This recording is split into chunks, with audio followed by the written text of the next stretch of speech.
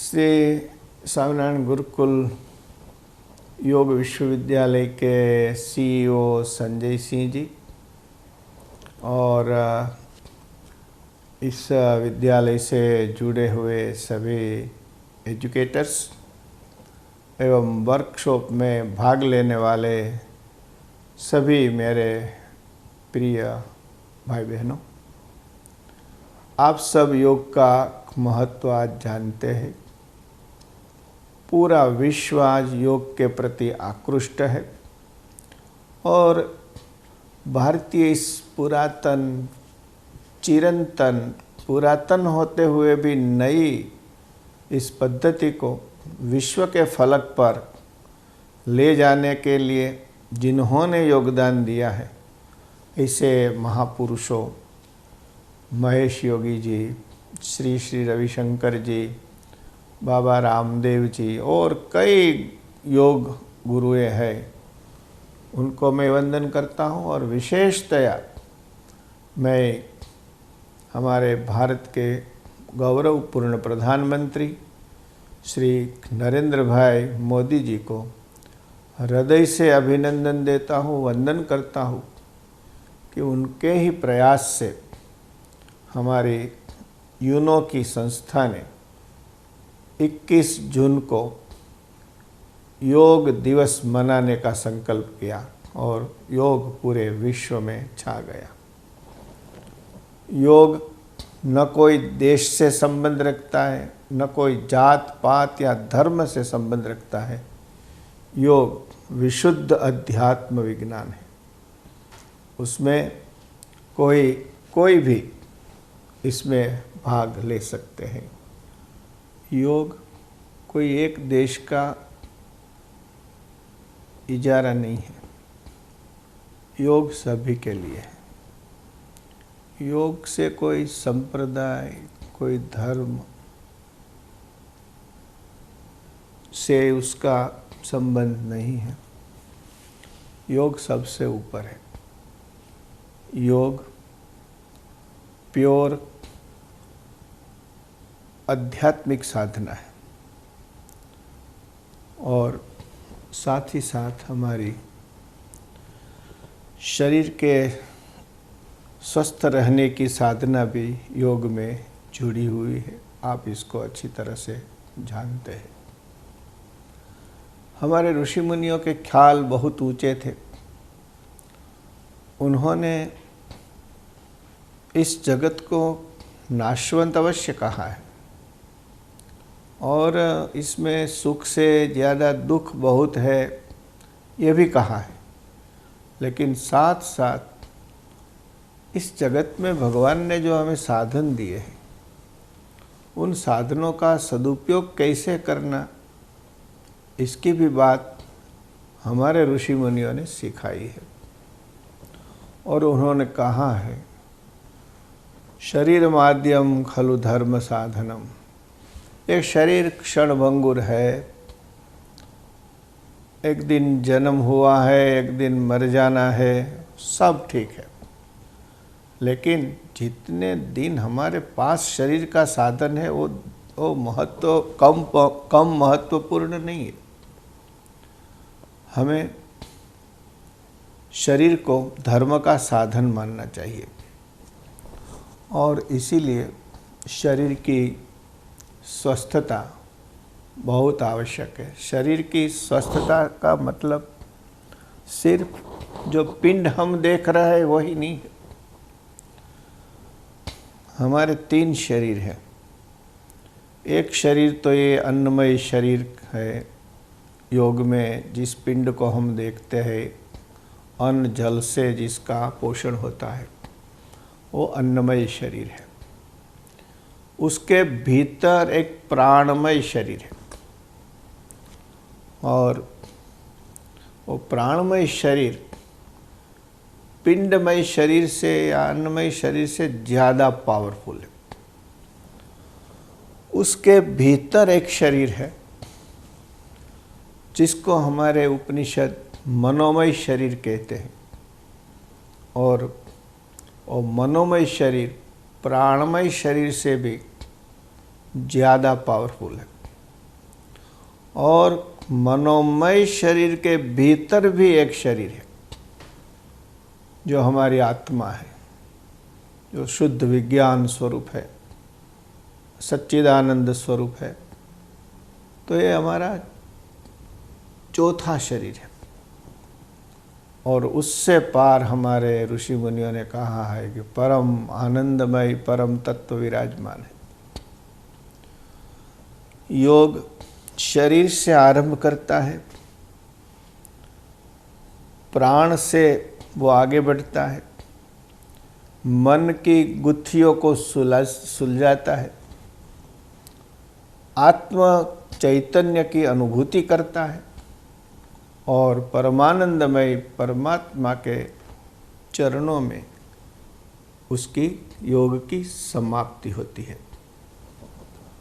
तो जब हम योग कर ही रहे हैं और एक नियम है डिमांड एवं सप्लाई, आज योग की डिमांड बहुत है। हमें ये सोचना चाहिए कि डिमांड क्यों है। डिमांड के पीछे हमारी अंधी दौड़ है, रेट रेस है। हम इतने दौड़ रहे हैं, इतने भागे जा रहे हैं, इतने भागे जा रहे हैं। दुर्भाग्य तो यह है कि भागते हैं लेकिन कहाँ जाना है उसका पता नहीं है। छोटी सी कहानी है। एक वृद्ध महिला थी, उसको अलग अलग वाहन पर बैठने का शौक था। तो उसने सोचा कि सारे वाहन का उपयोग कर लिया, ऊँट पर नहीं बैठी। तो उसी समय सामने ऊँट बैठा था। महिला को आनंद आ गया, अच्छा देखो संकल्प किया, ऊँट आ गया, अब मैं ऊँट सवारी कर लूँ। और वो वृद्ध महिला ऊँट के ऊपर बैठी और ऊँट भड़क उठा, खड़ा हो गया और चारों पैर दौड़ने लगा। ये तो ऊँट की दौड़ थी। कृपा मानो भगवान की, जो वृद्ध महिला ऊपर चिपक गई, पड़ी नहीं, गिरी नहीं। तो सामने से कोई आदमी मिले, माँ जी ऐसी झड़पी ऊँट सवारी करके कहाँ जा रहे हैं? वृद्ध महिला ने कहा कि कोई ठिकाना नहीं है, आज तो ऊँट जहाँ ले जाएगा वहाँ जाओगी। बुरा न माने, होली है कहते हैं, उसी तरह आप बुरा न माने। हम वो वृद्ध महिला जैसे है और परिस्थितियाँ जो आज की है वो हमें भगाए जा ले रहे, भगा करके आगे आगे ले जा रही है। कहाँ जाना है पता नहीं है। हमारे ऋषि मुनियों ने लक्ष्य निर्धारित किया है। मानव मात्र, न केवल मानव मात्र, प्राणी मात्र सुख की खोज के लिए भागते रहते हैं, भागते ही रहते हैं। लेकिन सुख कितने को मिलता है वो तो आप जानिए। सुख दूर ही दूर रहता जाता है। तो सुख कहाँ है ये हमें पता होना चाहिए। एक बात, सुख की चाबी मन है। मन को अनुकूल परिस्थितियाँ मालूम देती है तो वो सुख मानता है, प्रतिकूल परिस्थितियाँ होती है वो तो दुख मानता है। और यदि मन को ठीक से शिक्षित किया जाए तो दोनों परिस्थितियों में वो आनंदित रह सकता है। तो प्यारे मित्रों, बाहरी दौड़ तो बहुत हुई, अब जरा भीतर की यात्रा शुरू होनी चाहिए। जब आप योग करते ही हैं, ठीक है, शरीर अच्छा होगा, ब्रीदिंग सिस्टम ठीक होगी, तो मन भी एकाग्रता में आएगा, सुख शांति का अनुभव होगा, ये बहुत बड़ी बात है। लेकिन हमारी यात्रा यहीं नहीं रुकनी चाहिए, इससे भी आगे यात्रा जारी रहनी चाहिए, लेकिन इसकी चर्चा मैं ज़्यादा नहीं करना चाहता। इस समय जो माहौल है, योग का माहौल है, और परिस्थितियाँ ऐसी हैं कि हम मानव जात पता नहीं क्यों इतनी परेशान है, इतनी थकी हुई है, इतनी चिंताग्रस्त है, मन में टेंशन भरा है, कहीं चैन नहीं है, न दिन में चैन है, न रात को चैन की नींद है। भोजन करते हैं तो भागे भागे भोजन करते हैं, भीतर मन दौड़ता रहता है। इन विषम परिस्थितियों में योग का अभ्यास हमें शांति की ओर ले जाता है। आपको एक बात बताऊं, एक बहुत बड़े योगी हमसे मिले थे। उन्होंने कहा कि सारे रोग प्रथम मन में आते हैं और मन की छाया प्राण पे पड़ती है और प्राण से शरीर रोगग्रस्त होता है। यदि मन का सुधार किया जाए तो हम कई आदि व्याधि और उपाधियों से मुक्त रह सकते हैं, और उसका आरंभ शरीर से ही करना है। मन तो पकड़ में आने वाला नहीं है, वो तो बड़ा चंचल है। तो हमें जो योग हमारी शरीर की स्वस्थता को सुदृढ़ करता है, आसन है, कई प्रकार के आसन हैं। शरीर के अनुकूल आसन करने से शरीर स्फूर्तिला होता है, और यदि प्राण की रिधम सही हो जाती है तो मन भी शांत होने लगता है। योगियों का मत है, जैसे बहुत बड़ा मशीन है, उसको एक छोटी सी चाबी, छोटा सा गेयर उसको गतिशील रखता है, वैसे ही मन को गतिशील रखने में प्राण की अहम भूमिका है। हम चाहते हैं कि हमारी ये जो त्रितंत्री वीणा है, मन, प्राण और शरीर, इसको हम त्रितंत्री वीणा कहते हैं। इस वीणा के तार यदि ठीक से सजाए हुए हैं तो हम बहुत ही सुंदर, कर्णप्रिय, आह्लादक, आनंददायक संगीत का श्रवण कर पाएंगे। और यदि ये तीनों तार ठीक से सजे हुए नहीं हैं तो संगीत नहीं होगा, वहाँ शोरगुल पैदा होगा। तो शरीर को हम स्वस्थ बनाए, और प्राण की जो रिदम है, कुछ प्राणायाम करके, कई प्रकार के प्राणायाम है, सरल प्राणायाम है, उसमें भी अनुलोम विलोम जो प्राणायाम है बहुत सरल है। उसके बाद आगे के भी प्राणायाम है, कुंभक के साथ प्राणायाम किए जाते हैं। लेकिन वैसे प्राणायाम, कुंभक के साथ किए जाने वाला प्राणायाम कोई मार्गदर्शक के बिना नहीं करने चाहिए। और जो प्राणायाम है वो भी हमारी स्वस्थता के लिए काफ़ी है।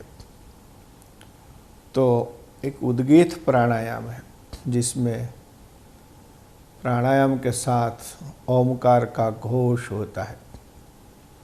ये बहुत सुंदर प्राणायाम है, रिलैक्सेशन देने वाला प्राणायाम है। तो यदि कोई मार्गदर्शक नहीं है तो सीधे साधे प्राणायाम करो, उद्गीत प्राणायाम करो, अनुलोम विलोम प्राणायाम करो, तो इससे शरीर भी स्वस्थ रहेगा, मन जो है वो बीच वाली कड़ी है, शरीर और मन को जोड़ने वाली कड़ी है, और वो यदि सही हो जाएगी तो शरीर भी सही हो जाएगा और मन भी सही हो जाएगा। तो प्राणायाम का महत्व कम नहीं है, आसनों का महत्व कम नहीं है। आप सब आज ये सारी चीज़ें जानते हैं और आप करते हैं या करते ही होंगे। तो हमारे ऋषि मुनियों ने जो योग की शिक्षा दी है, हम इसको लेबोरेटरी मानते हैं। हमारे यहाँ दो चीज़ है, एक ज्ञान भाग है जिसमें चिंतन है, तत्व दर्शन है, सब है। ये सारी उपदेशात्मक बातें हैं। तो ये थियरी हुई। योग जो है वो प्रैक्टिकल है। थियरी से समझ लेना है, लेकिन अनुभव तो योग से ही होगा।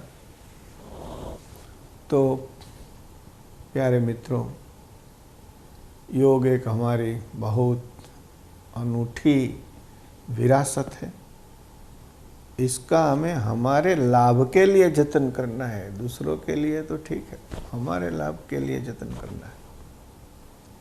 चाहे हम गहन ध्यान न कर पाए, समाधि तक न पहुंच पाए, फिर भी इस विषम वातावरण में हम शांत रह सकते हैं, हम टेंशन मुक्त रह सकते हैं, हम डिप्रेशन से बाहर आ सकते हैं, हम फ्रस्ट्रेशन से प्रभावित नहीं हो सकते हैं यदि हम थोड़ा सा योगाभ्यास करते रहेंगे। तो हमारा मन शांत और प्रसन्नता से भर जाएगा।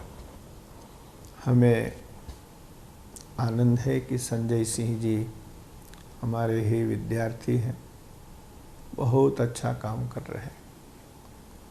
टीम भी बहुत अच्छी जुड़ गई है। योग प्रदीपिका का प्रथम इशू का मैंने देखा। वर्तमान समय में आप जिस तरह से योग के क्लास ले रहे हैं और योग के बारे में आज आप समझ दे रहे हैं, इसके लिए मैं आपको अभिनंदन देता हूँ। अस्तु, ये सारी चीज़ बात करने की चीज़ नहीं है। ये तो ठीक है, थोड़ा संजय की इच्छा थी तो हमने इतनी बात आपके सामने रखी है। सही बात तो प्रैक्टिस की है। जो समाधान बातों से नहीं होता, वो समाधान प्रैक्टिस से मिलता है। तो आइए हम सब योग के महत्व को समझें और जीवन में योग को प्राधान्य दें। फिर से पूरे विश्व के फलक पर योग को ले जाने वाले हमारे माननीय प्रधानमंत्री श्री नरेंद्र भाई मोदी जी को मैं हृदय से अभिनंदन देता हूँ। अस्तु, धन्यवाद।